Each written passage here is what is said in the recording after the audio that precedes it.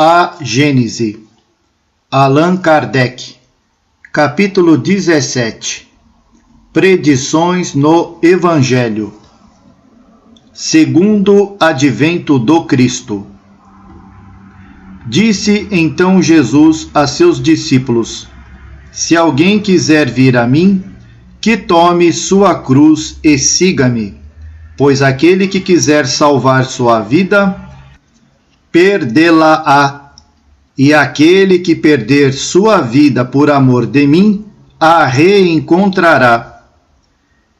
E de que valeria ao homem ganhar todo o mundo e perder sua alma? Ou por que preço poderá o homem resgatar sua alma depois de havê-la perdido? Pois o Filho do Homem deve vir na glória de seu Pai, com seus anjos, e então dará a cada um segundo suas obras. Digo-vos em verdade, há alguns dos que estão aqui que não experimentarão a morte senão depois de haverem visto o Filho do Homem vir em seu reino. Abre parênteses, São Mateus, capítulo 16, versículos de 24 a 28, fecha parênteses. Então o sumo sacerdote, levantando-se no meio da assembleia, interrogou a Jesus e lhe disse: Vós não respondeis nada aos que depõem contra vós? Mas Jesus permaneceu em silêncio e nada respondeu. O sumo sacerdote ainda o interrogou e lhe disse: Sois vós o Cristo, o Filho de Deus abençoado para sempre?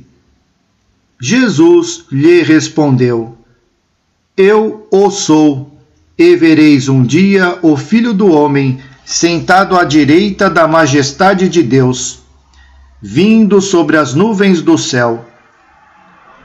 Logo, o sumo sacerdote, rasgando suas vestes, lhes disse: Que necessidade temos de mais testemunhas?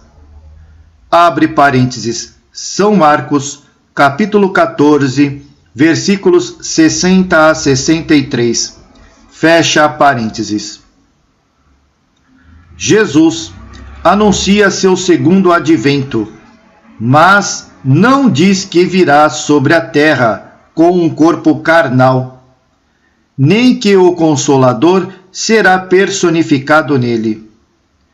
Ele se apresenta como devendo vir em espírito, na glória de seu Pai, julgar o mérito e o demérito, e dar a cada um segundo suas obras, quando os tempos forem chegados.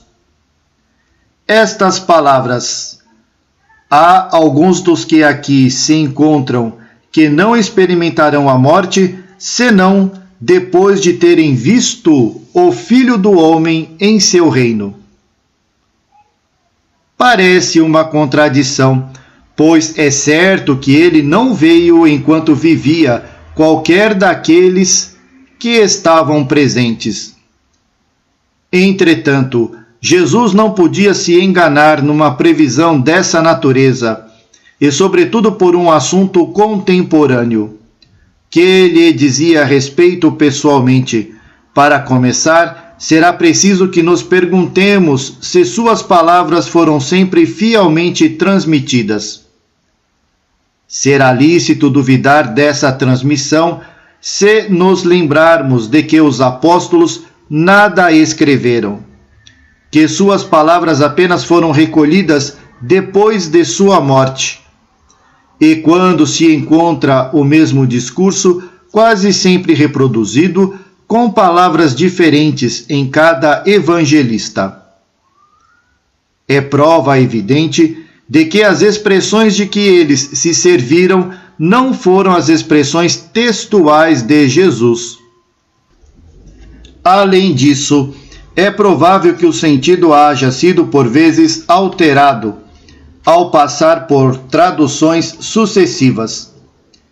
Por outro lado, é certo que se Jesus tivesse dito tudo o que poderia dizer, ter-se-ia expressado sobre todas as coisas de maneira nítida e precisa, de modo a não causar nenhum equívoco, como o faz quanto aos princípios de moral, enquanto que ele deve ter desejado velar seu pensamento a respeito dos assuntos que julgava não dever aprofundar.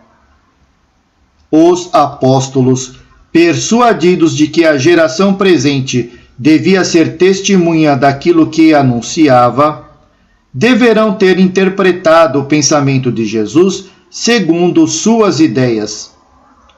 Por consequência, puderam redigi-la no sentido do presente, de maneira mais absoluta do que aquela que ele mesmo não teria usado.